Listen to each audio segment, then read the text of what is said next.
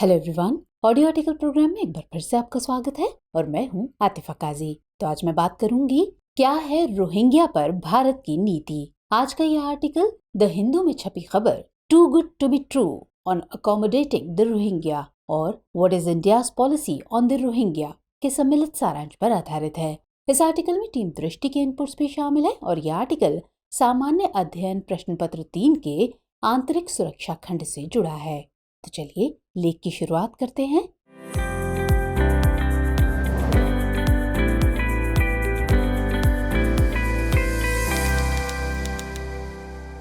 17 अगस्त को केंद्रीय आवासन व शहरी मामलों के मंत्री हरदीप सिंह पुरी ने ट्वीट किया कि रोहिंग्या शरणार्थियों को दिल्ली में ईडब्ल्यूएस यानी आर्थिक रूप से कमजोर वर्गों के लिए बने फ्लैटों में स्थानांतरित किया जाएगा। साथ ही उन्हें बुनियादी सुविधाएं और पुलिस सुरक्षा भी प्रदान की जाएगी। मंत्री का ये भी कहना था कि चूंकि भारत संयुक्त राष्ट्र शरणार्थी सम्मेलन 1951 का सम्मान और उसका पालन करता है, इसलिए सभी को उनकी जाति, धर्म या पंथ की परवाह किए बिना शरण देता है। हालांकि आवास मंत्री की ये घोषणा अधिक समय तक सुर्खियां नहीं बटोर सकी और विवादों में घिर गई। कई धार्मिक संगठनों और पार्टियों ने इसका खूब विरोध किया। तब कुछ ही घंटों में केंद्रीय गृह मंत्रालय ने इस संबंध में एक स्पष्टीकरण जारी किया और हरदीप सिंह पुरी की बातों का खंडन किया।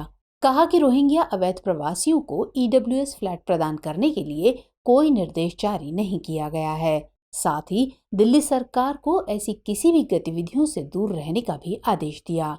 तो पूरा मामला यही है जिसके चलते रोहिंग्या शरणार्थी पुनः खबरों में आ गए हैं। अब ऐसे में कई सवाल मन में उभरते हैं जो परीक्षा के लिहाज से बहुत महत्वपूर्ण हो जाते हैं। तो इन्हें एक एक कर आज की बातचीत में हम समझेंगे। लेकिन सबसे पहले रोहिंग्या शरणार्थियों के बारे में ठीक से समझ लेते हैं। तो रोहिंग्या एक जातीय समूह है जिसमें ज्यादातर मुस्लिम समुदाय के लोग हैं। ये पश्चिम म्यांमार के रखाइन प्रांत से संबंध रखते हैं और बंगाली बोली बोलते हैं। म्यांमार में उन्हें विदेशी निवासी या सहयोगी नागरिक के रूप में वर्गीकृत किया गया है। म्यांमार में मौजूद बहुसंख्यक बौद्ध समुदाय के बीच ये अल्पसंख्यक नृजातीय समूह है। इन्हीं वजहों से रोहिंग्या वहां नृजातीय भेदभाव और हिंसा का सामना कर रहे हैं। 2012 में पहली बार इनके खिलाफ हिंसा शुरू हुई। हिंसा की कई लहरों के बाद उन्हें बड़ी संख्या में म्यांमार छोड़ने के लिए मजबूर होना पड़ा।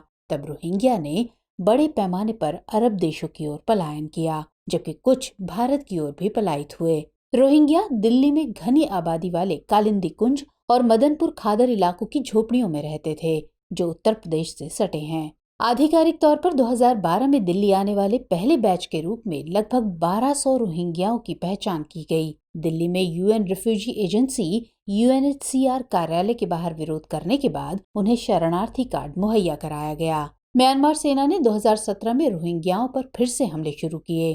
तब लाखों लोगों ने बांग्लादेश में शरण ली। कुछ पश्चिम बंगाल और असम की सीमाओं के जरिए प्रवेश कर भारत के कई राज्यों में फैल गए और अवैध प्रवासी की तरह यहाँ रहने लगे। इस बारे में दिसंबर 2017 में तत्कालीन गृह राज्य मंत्री किरेन रिजिजू ने संसद को सूचित किया कि अभी भारत में लगभग 40,000 रोहिंग्या मौजूद हैं, जिनमें से लगभग 5,700 जम्मू में हैं। इसके अलावा तेलंगाना, पंजाब, हरियाणा, उत्तर प्रदेश, दिल्ली और राजस्थान में भी वो मौजूद हैं। इनमें से केवल 16,000 ही ऐसे हैं जो संयुक्त राष्ट्र शरणार्थी एजेंसी के साथ पंजीकृत हैं।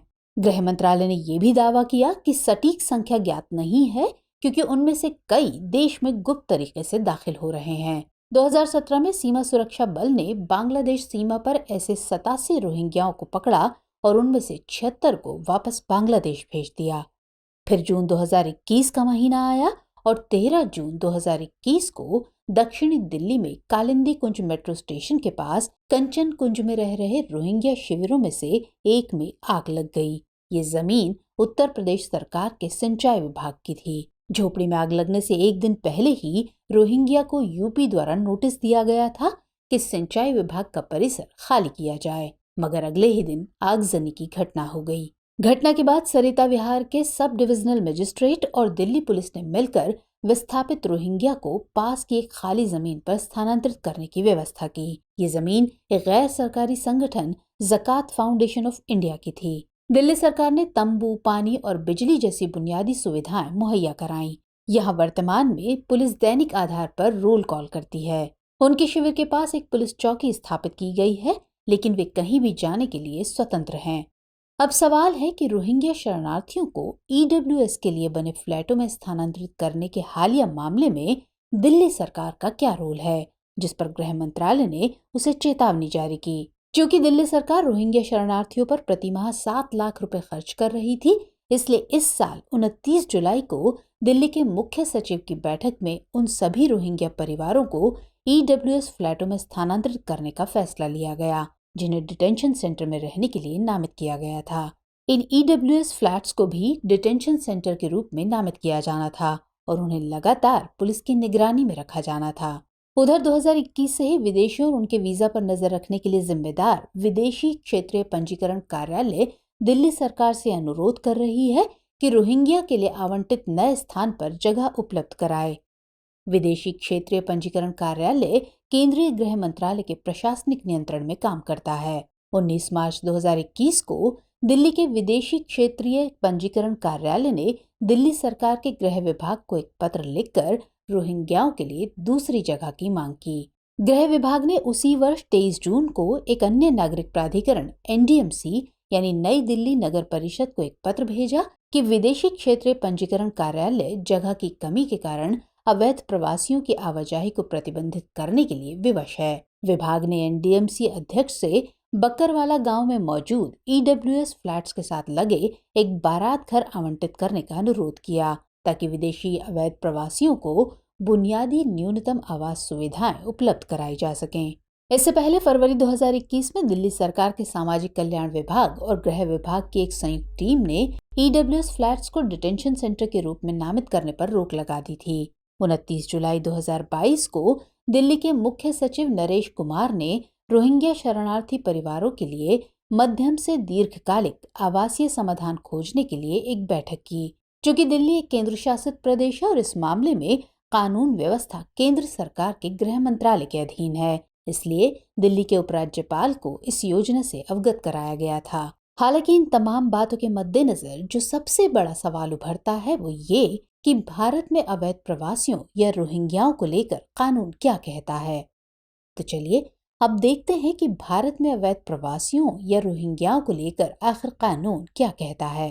केंद्रीय गृह मंत्रालय के अनुसार पासपोर्ट अधिनियम 1920 या विदेशी अधिनियम 1946 के प्रावधानों के तहत अवैध अप्रवासियों का पता लगाया जाता है और उन्हें डिटेन किया जाता है और समय आने पर निर्वासित भी किया जाता है। उनकी पहचान और निर्वासित करने की शक्तियां राज्य और केंद्र शासित प्रदेशों की सरकारों को भी सौंपी गई हैं। एक बार जब किसी विदेशी नागरिक को पुलिस द्वारा बिना किसी दस्तावेज के अवैध रूप से रहने के लिए पकड़ा जाता है तो उसे स्थानीय अदालत के समक्ष पेश किया जाता है। अगर आरोपी दोषी पाया जाता है तो उसे 3 महीने से 8 साल तक की कैद हो सकती है। उनकी सजा पूरी करने के बाद अदालत देश से निर्वासन का आदेश देती है। फिर विदेशी प्रवासियों को तब तक डिटेंशन सेंटर्स में ले जाया जाता है जब तक कि मूल देश उन्हें सत्यापित और स्वीकार नहीं कर लेता है। ठीक यही नियम रोहिंग्या अप्रवासियों के लिए भी है। इसके लिए अलग से कोई नियम नहीं है। इसके निर्वासन के लिए भी यही व्यवस्था और प्रक्रिया है। 8 अगस्त 2017 को म्यांमार से रोहिंग्या के नए समूहों के पलायन की आशंका के बीच केंद्रीय गृह मंत्रालय ने सभी राज्यों को लिखा कि म्यांमार के रखाइन राज्य से भारतीय क्षेत्र में जो घुसपैठ हुई है, विशेष रूप से हाल के वर्षों में, वह देश के सीमित संसाधनों पर बोझ होने के अलावा देश के सामने सुरक्षा चुनौतियां भी बढ़ा रही है। मंत्रालय ने ये भी कहा कि पिछले कुछ दशकों में आतंकवाद में हुई वृद्धि ने अधिकांश देशों की चिंता बढ़ा दी है, क्योंकि अवैध प्रवासियों पर आतंकी गतिविधियों में शामिल होने का खतरा ज्यादा रहता है। इन्हीं बातों को ध्यान में रखकर 2018 में 7 रोहिंग्याओं को वापस म्यांमार भेज दिया गया था। ये पहली बार था जब म्यांमार ने 7 रोहिंग्याओं को पहचान प्रमाण पत्र जारी किया था। उन्हें 2012 में असम से पकड़ा गया था। जेल से एक डिटेंशन सेंटर में ले जाने के बाद 2016 में म्यांमार दूतावास को उन्होंने अपनी मर्जी से अपने देश वापस लौटने की इच्छा जताई, जबकि एक अंतर्राष्ट्रीय समूह ह्यूमन राइट्स वॉच के मुताबिक अक्टूबर 2018 से भारत ने स्वेच्छा का दावा कर 12 रोहिंग्याओं को म्यांमार निर्वासित कर दिया, वह भी ऐसे वक्त में जब वहां की परिस्थितियां रोहिंग्याओं के अनुकूल नहीं थी। ऐसे में उनका दावा है कि भारत शरणार्थियों को लेकर संवेदनशील रुख नहीं अपना रहा है। अब फिर सवाल है कि शरणार्थियों के मामले में भारत की क्या स्थिति है। तो भारत 1951 के शरणार्थियों से संबंधित संयुक्त राष्ट्र सम्मेलन और 1967 के उसके प्रोटोकॉल का हस्ताक्षर करता नहीं है। सभी बिना किसी दस्तावेज वाले विदेशी नागरिक विदेशी अधिनियम 1946, विदेशियों के पंजीकरण अधिनियम 1939, पासपोर्ट, भारत में प्रवेश अधिनियम 1920 और नागरिकता अधिनियम 1955 के प्रावधानों के अनुसार शासित होते हैं। केंद्रीय गृह मंत्रालय द्वारा संसद को दी गई सूचना के मुताबिक विदेशी नागरिक जो वैध यात्रा दस्तावेजों के बिना देश में दाखिल होते हैं, उसे भारत सरकार अवैध अप्रवासी मानती है। एक दूसरे बयान में मंत्रालय ने लोकसभा को ये भी बताया कि वर्तमान में शरणार्थियों पर कोई राष्ट्रीय कानून मौजूद नहीं है। भारत में उन विदेशी अवैध नागरिकों से निपटने के लिए गृह मंत्रालय द्वारा केवल मानक संचालन प्रक्रियाएं जारी की जाती हैं जो शरणार्थी होने का दावा करते हैं। दिल्ली, राजस्थान, गुजरात, छत्तीसगढ़ और पंजाब में मौजूद शिविरों में रहने वाले पाकिस्तानी हिंदुओं और श्रीलंका के तिब्बतियों व तमिलों के मामले में केंद्र द्वारा राहत सहायता प्रदान की जाती है। इसमें मासिक नकद राशि के साथ साथ सब्सिडी वाला राशन, कपड़ा, बर्तन, शमशान व श्राद्ध अनुदान और शिविरों में बुनियादी जरूरतों की सुविधा भी शामिल है। एक आंकड़े के मुताबिक 31 दिसंबर 2014 तक भारत में स्टेटलेस व्यक्तियों की संख्या तकरीबन 3 लाख थी, जिनमें 10,000 से अधिक बांग्लादेशी और इतने ही श्रीलंकाई शामिल थे। अब इन सब मुद्दों के बाद ये सवाल उठता है कि ऐसे में आगे की राह क्या हो सकती है। तो भारत के पास इस बात के कई प्रमाण हैं कि भारत हमेशा से शरणार्थियों का स्वागत करता रहा है। वसुधैव कुटुंबकम की भावना भारत की ऐतिहासिक विशेषता रही है। मगर रोहिंग्या के आवास का मुद्दा मौजूदा सरकार की शरणार्थी नीति से विचलन को दिखाता है। इतना ही नहीं, ये विदेश नीति प्रतिबद्धताओं और उसकी घरेलू राजनीति के बीच टकराव का एक उदाहरण भी पेश करता है। हालांकि एक हस्ताक्षरकर्ता नहीं होने के बाद भी भारत ने 1951 के शरणार्थियों पर संयुक्त राष्ट्र सम्मेलन का सम्मान और पालन किया है। हालांकि कई मामलों में ऐसा भी देखा गया है कि रोहिंग्या शरणार्थियों के प्रति बेवजह का आक्रोश दिखाया गया है, जबकि उसकी कोई जरूरत नहीं थी। इस मामले में कोशिश ये हो कि भारत अंतर्राष्ट्रीय मापदंडों या रिवायत के मुताबिक ही शरणार्थियों के साथ व्यवहार करे, ताकि इन बेसहाराओं के प्रति भारत के खिलाफ कोई गलत संदेश दुनिया को न जाए।